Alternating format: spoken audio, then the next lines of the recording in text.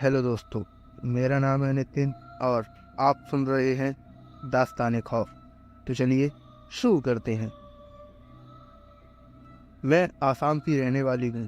यह कहानी 2018 की है, जब मैं लखीमपुर डिस्ट्रिक्ट में नई नई आई थी। पहले हम वहाँ मामा के घर में रहते थे। उनका 6 लोगों का परिवार था। जब तक अपना घर नहीं बना तब तक हम उन लोगों के साथ ही थे।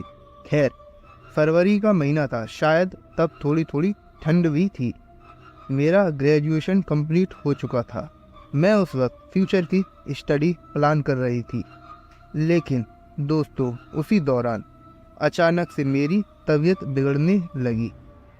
रीज़न पता नहीं चल पाया। वज़न बहुत गिर चुका था मेरा, मानो सिर्फ हड्डियां ही बची हों। मैं अक्सर माँ के साथ ही सोती हूँ।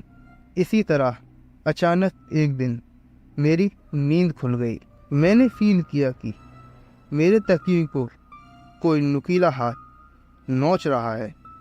मैंने जैसे ही देखने की कोशिश की, मानो वो पलक झपकते ही गायब हो गया। दूसरे दिन, तीसरे दिन, हर रोज़ यही होने लगा। एक अजीब सा हाथ आता और कंबल या तकिया खींचने लगता। मैं जब नोटिस करने की कोशिश करती तो हाथ अचानक गायब हो जाता। हाथ मैं इसलिए बोल रही हूँ क्योंकि पहले मुझे भी लगता था कि शायद कोई बिल्ली होगी, लेकिन हद तो तब हो गई जब मैं एक दिन नींद से उठी। मैंने फील किया कि मेरे तकिए को कोई नुकीला हाथ नोच रहा है, धीरे धीरे खींच रहा है। उस वक्त डिम लाइट रोशनी में मैंने धीरे से देखने की कोशिश की तो पाया कि एक हाथ जो दिखने में इंसानी था, एकदम हाथों की उंगलियां बिल्कुल इंसान की थी, लेकिन उसके नाखून बहुत नुकीले थे। वह हाथ ठीक रजाई को खींच रहा था। मैंने एकदम क्लियरली देखा। उस दिन मैं एकदम से चिल्ला पड़ी। सब लोग तुरंत उठ गए और लाइट जलाकर हर जगह देखने लगे, लेकिन वहाँ कोई नहीं मिला। वैसे यह बात मैंने घर वालों को पहले भी बताई थी कि कोई ना कोई रात को तकिया या रजाई खींचता है, लेकिन किसी ने यकीन नहीं किया था। खैर, इसके अगले दिन करीब रात के 1 या 1:30 बजे के बीच मेरी अचानक आँख खुली। मैंने पाया कि वो चीज़ मेरा हाथ पकड़कर कुछ मार्क कर रहा था नाखूनों से मेरी कलाई पर। मैंने तुरंत हाथ हटाकर चिल्ला दिया। सच में यह सब रियलिटी में हो रहा था, कोई वहम नहीं था। इसके अगले दिन मैंने जगह चेंज करके मेरी जगह पर छोटी मामी को सुला दिया, वह भी ठीक उनकी सहमति से, यह देखने के लिए कि कोई आता है या नहीं।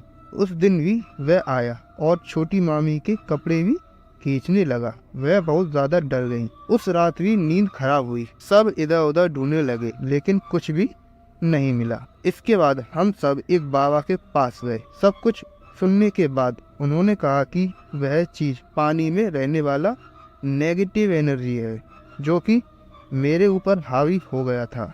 शाम के वक्त नदी या तालाब के किनारे पर रुकने की वजह से बाबा ने काले रंग का धागा दिया मंत्र पढ़कर।